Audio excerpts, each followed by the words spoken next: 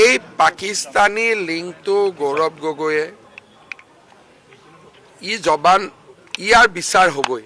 কিবা এটা মোৰ বিৰুদ্ধে জুবিনাইল কোৰ্টত কেছ দিয়া কথা আছিল, দিলে নেকি এতিয়ালৈকে? মইতো বিচাৰি আছোঁ কোনোবা এটা কোৰ্টত তেওঁক যাওক। আপোনালোকক যিখিনি ৰাষ্ট্ৰীয় নিৰাপত্তাৰ খাতিৰত মই যি দিলোঁ তাৰ পিছত আৰু এটা অধ্যায় আছে। গৌৰৱ গগৈৰ পাকিস্তানৰ ওপৰত মই যিখিনি ক'লোঁ তাৰ ছেকেণ্ড কিতাপ এখনো আছে, কিন্তু সেইখন মই উলিয়াব নোৱাৰোঁ বিকজ মোৰ অফিচ অফ চিক্ৰেচিৰ এটা ওথ আছে।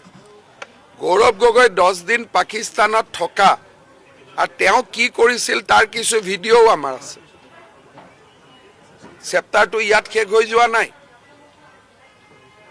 আৰু কিবা কিবি আমাৰ লগত আছে, কিন্তু সেইখিনি মই উলিয়াব নোৱাৰোঁ কাৰণ ওথ অফ চিক্ৰেচি বুলি কথা এটা আছে। সেইখিনি NIA বা CBI পাব আমাৰ পৰা। গতিকে বহুত ঘটনা হ'বলৈ আৰু বাকী আছে। 29লৈকে কংগ্ৰেছত মই আপোনালোকক কমিটমেণ্ট দিব পাৰোঁ, 29লৈকে কংগ্ৰেছত কোনো হিন্দু মানুহ নাথাকে। অকল যাৰ ভূমিধৰ বৰ্মনৰ ল'ৰা দিগন্ত বৰ্মন থাকিব লাগিব, এনেকৈ যিকেইজন উপায় নাই আৰু তেওঁলোকৰ সমষ্টিও মাইনৰিটি, সেইকেইজন বাদ দি কোনো নাথাকে। এইটো বহুত ভয়াৱহ এটা ট্ৰেপ হৈছে। নহ'লে মোক কওক, শিৱসাগৰ ডিব্ৰুগড়ৰ টিকেট চিলেকশ্যনত ৰেকিবুদ্দিন আহমেদ, আসিফ নজৰ, আব্দুল ৰহিমক পঠায় নেকি? তাৰমানে আৰু এই তিনিজনেই ৰকিবুল হুছেইনৰ মানুহ। বহুতে কয় এইবিলাক মোৰ লগত সম্পৰ্ক আছে, এইবিলাক চব ৰকিবুল হুছেইনৰ। মই বেয়া শব্দ ব্যৱহাৰ নকৰোঁ, কিন্তু হীৰেণ গোহাঁয়েও চামচা শব্দটো লিখে কিতাপত। গতিকে সেই শব্দটো একেবাৰে অগণতান্ত্ৰিক বুলি ক'ব নোৱাৰে, কাৰণ হীৰেণ গোহাঁয়েও লিখে। চব ৰকিবুল হুছেইনৰ মানুহবিলাকক লঞ্চ কৰি দিছে। নহ'লে মোক কওক, ইমৰান মাছুদ তেওঁ ডিব্ৰুগড়ৰ টিকট কিয় চিলেক্ট কৰিব? ইমৰান মাছুদ যদি মই কংগ্ৰেছ থকা দিনত আহিলেহেঁতেন তেওঁ ধুবুৰীত গ'লহেঁতেন। হিন্দু কেইজনক পঠাইছে ধুবুৰী গোৱালপাৰাত, আৰু সংখ্যালঘুৰ MP জনক পঠাইছে ডিব্ৰুগড়, তিনিচুকীয়া, লখিমপুৰ, তেজপুৰ, বিশ্বনাথ। লগত কাক পঠাইছে? ৰেকিবুদ্দিন আহমেদ। এজনৰ লগত পঠাইছে আসিফ নজৰ, আৰু এজনৰ লগত পঠাইছে আব্দুল ৰহিম। আসিফ নজৰেতো ভাত পানীও বনাই দিয়ে আজিকালি। এই পাকিস্তানী লিংকটো গৌৰৱ গগৈয়ে ইয়াৰ বিচাৰ হ'বই। কিবা এটা মোৰ বিৰুদ্ধে জুবিনাইল কোৰ্টত কেছ দিয়া কথা আছিল, দিলে নেকি এতিয়ালৈকে?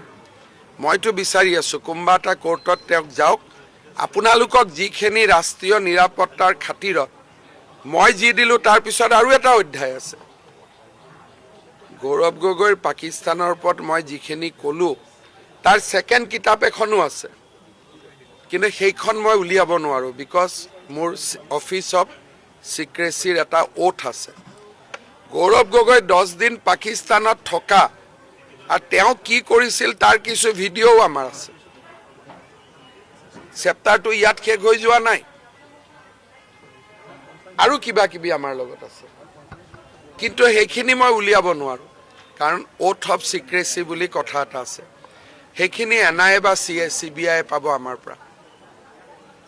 গতিকে বহুত ঘটনা হ'বলৈ আৰু বাকী আছে।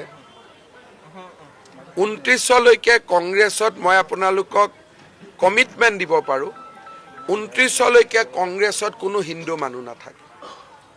অকল যাৰ ভূমিধৰ বৰ্মনৰ ল'ৰা দিগন্ত বৰ্মন থাকিব লাগিব, এনেকৈ যিকেইজন উপায় নাই আৰু তেওঁলোকৰ সমষ্টিও মাইনৰিটি, সেইকেইজন বাদ দি কোনো নাথাকে। এইটো বহুত ভয়াৱহ এটা ট্ৰেপ হৈছে। নহ'লে মোক কওক, শিৱসাগৰ ডিব্ৰুগড়ৰ টিকেট চিলেকশ্যনত ৰেকিবুদ্দিন আহমেদ, আসিফ নজৰ, আব্দুল ৰহিমক পঠায় নেকি? তাৰমানে আৰু এই তিনিজনেই ৰকিবুল হুছেইনৰ মানুহ। বহুতে কয় এইবিলাক মোৰ লগত সম্পৰ্ক আছে, এইবিলাক চব ৰকিবুল হুছেইনৰ। মই বেয়া শব্দ ব্যৱহাৰ নকৰোঁ, কিন্তু হীৰেণ গোহাঁয়েও চামচা শব্দটো লিখে কিতাপত। গতিকে সেই শব্দটো একেবাৰে অগণতান্ত্ৰিক বুলি ক'ব নোৱাৰে, কাৰণ হীৰেণ গোহাঁয়েও লিখে। চব ৰকিবুল হুছেইনৰ মানুহবিলাকক লঞ্চ কৰি দিছে। নহ'লে মোক কওক, ইমৰান মাছুদ তেওঁ ডিব্ৰুগড়ৰ টিকট কিয় চিলেক্ট কৰিব? ইমৰান মাছুদ যদি মই কংগ্ৰেছ থকা দিনত আহিলেহেঁতেন তেওঁ ধুবুৰীত গ'লহেঁতেন। হিন্দু কেইজনক পঠাইছে ধুবুৰী গোৱালপাৰাত আৰু সংখ্যালঘুৰ এমপিজনক পঠাইছে ডিব্ৰুগড় তিনিচুকীয়া লখিমপুৰ তেজপুৰ বিশ্বনাথ লগত কাক পঠাইছে ৰেকিবুদ্দিন আহমেদ এজনৰ লগত পঠাইছে আসিফ নজৰ আৰু এজনৰ লগত পঠাইছে আব্দুল ৰহিম আসিফ নজৰেতো ভাত পানীও বনাই দিয়ে আজিকালি